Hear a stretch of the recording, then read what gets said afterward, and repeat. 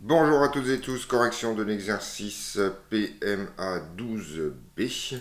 Donc on vous parle d'un système qui est en translation rectiligne uniforme verticale dans un fluide visqueux. Et on vous demande de faire un bilan des forces et de donner la valeur des coefficients de frottement si M égale 10 grammes et V égale 15 cm par seconde. Donc on a un point M comme ça, d'accord. Et on vous dit qu'il est en translation rectiligne uniforme. Donc grosso modo ça signifie qu'il tombe dans vertical, d'accord. Probablement il tombe, hein, voilà, dans un fluide visqueux.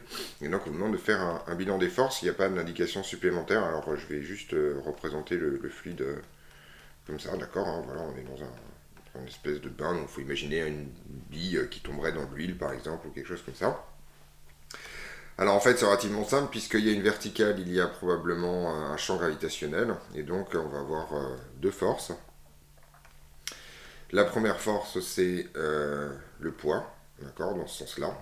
Donc ça qui vaut mg, ici, mg.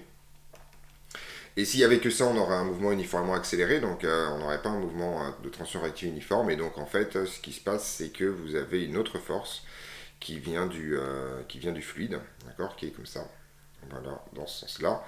Et cette force, d'après votre cours, elle vaut en fait moins lambda fois la vitesse, où lambda c'est le fameux coefficient de frottement. Alors en fait, donc voilà le bilan des forces. Ces deux forces sont verticales, tout simplement parce que mg est vertical par définition de la verticale, et lambda v est opposé à v, et comme on vous dit que le mouvement est rectiligne uniforme vertical. Et surtout en fait, ce qu'il est important de voir, c'est que comme on est en mouvement rectiligne uniforme, et bien ça en fait c'est équivalent à dire que la somme des forces, donc en l'occurrence ici mg plus lambda v, est égale au vecteur nul. Autrement dit, ces deux forces s'équilibrent et on a un système pseudo-isolé. Et d'après le principe de l'inertie, en fait, vous avez une équivalence entre le fait que le système soit pseudo-isolé et le fait qu'il ait un mouvement de translation rectiligne uniforme. Alors ça va nous permettre directement de déduire lambda, en fait. Alors, l'idée, c'est qu'on va écrire ça selon EZ. Donc, en gros, alors c'est pas plus lambda V, c'est moins lambda V, je dis n'importe quoi, voilà, hop, c'est à moins lambda V, voilà. Et on va pouvoir projeter tout ça selon EZ, enfin selon la verticale. Et donc, si on projette ça, on se rend compte qu'on a mg qui vaut lambda V, sans aucune forme de difficulté dans cette histoire. Et donc lambda, c'est égal à mg divisé par v. Et donc là, il n'y a plus que l'application numérique à faire. Alors l'application numérique, on va écrire ça. Donc ça, c'est 0,01 kg. Pas 0,01, 0,1. 0,1 kg. Encore pour dire... non, c'est ça, 0,01, c'était bien. 0,01 kg, voilà. G, c'est 9,81 mètres seconde moins 2.